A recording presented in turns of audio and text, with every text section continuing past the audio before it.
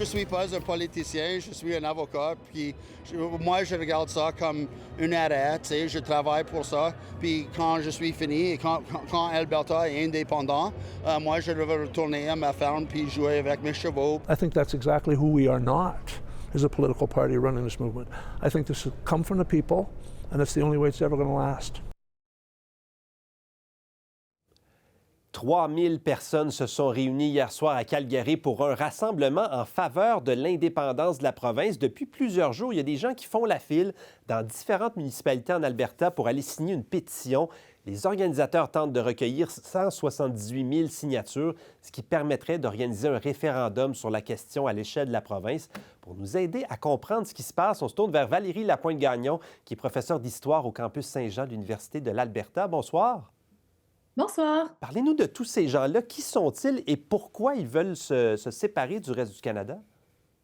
Mais c'est un public varié, hein. Il va avoir des fermiers, il va avoir des travailleurs du pétrole.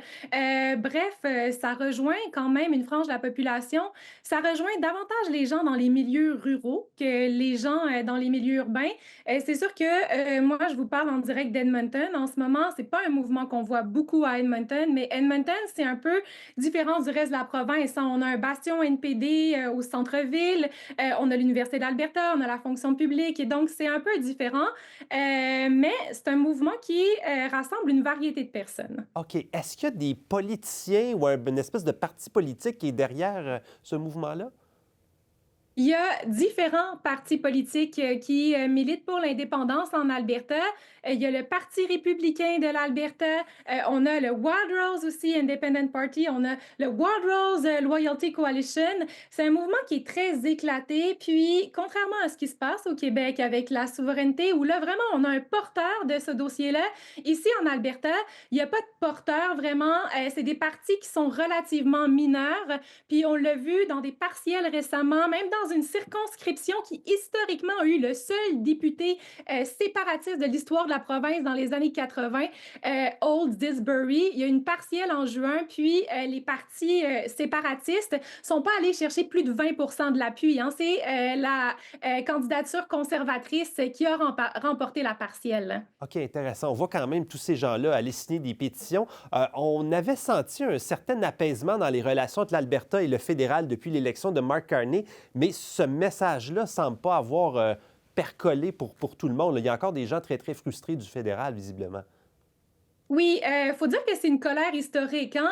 Si on remonte dans l'histoire, là, il y a eu d'autres moments aussi où cette colère-là s'est manifestée. La séparation, le séparatisme albertain, le séparatisme de l'Ouest est très ancré dans le sentiment d'aliénation, hein. Le sentiment d'une injustice dans la fédération, le sentiment que la fédération est contrôlée par une élite de l'Est qui veut piller les ressources de l'Ouest et qui ne comprend pas l'essence de l'Ouest.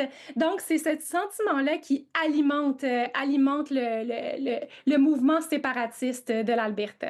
Là, il y a quelques jours, le secrétaire américain au Trésor, secrétaire de l'administration Trump, Scott Bessent, disait « Écoutez, ça serait une bonne nouvelle peut-être si l'Alberta se séparait du reste du Canada. » On va l'écouter, je vais avoir votre réaction ensuite. Well, look, Alberta is a wealth of natural resources, but they won't let them build a pipeline to the Pacific. I think we should let them come down into the U.S., and Alberta is a natural partner for the U.S. Alors, comment vous voyez ça? Diriez-vous qu'il y a un rapprochement entre ce qui se passe aux États-Unis et le sentiment d'indépendance en Alberta? Bien, c'est sûr que là, dans le jeu des relations internationales, là, on a l'intrusion d'un pays, les États-Unis, dans les affaires internes d'un autre. Donc, en théorie, c'est pas un comportement qu'on souhaite avaliser en relations internationales, mais c'est sûr que là, notre compréhension des relations internationales de façon traditionnelle est en train d'être complètement chamboulée par ce que font les États-Unis. Puis c'est sûr qu'avec les menaces d'annexionnisme, le fait qu'on alimente ce mouvement-là en Alberta, ça sert le discours états-unien, le discours de l'équipe qui est placée autour de Donald Trump. Mais il faut le voir, hein, le mouvement est divisé, je le mentionnais, Puis, il y en a à l'intérieur de ça qui souhaitent l'annexionnisme, mais il y en a d'autres qui veulent une Alberta indépendante, donc qui veulent une coalition des provinces de l'Ouest. Donc, il y a différentes visions, mais comme il n'y a pas vraiment de porteurs et que c'est très éclaté, ça reste, somme toute, minoritaire. Et ce que ça traduit, c'est une colère de ne pas être respectée à l'intérieur de la fédération. Et c'est une colère qui revient souvent quand les libéraux sont au pouvoir.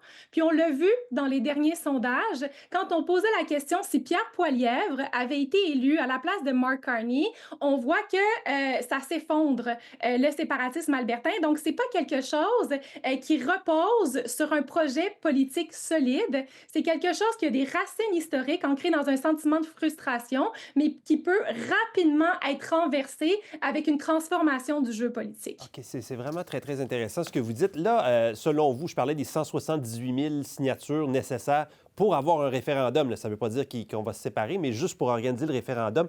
Les chances que ça puisse fonctionner, que cette étape-là puisse être franchie, selon vous?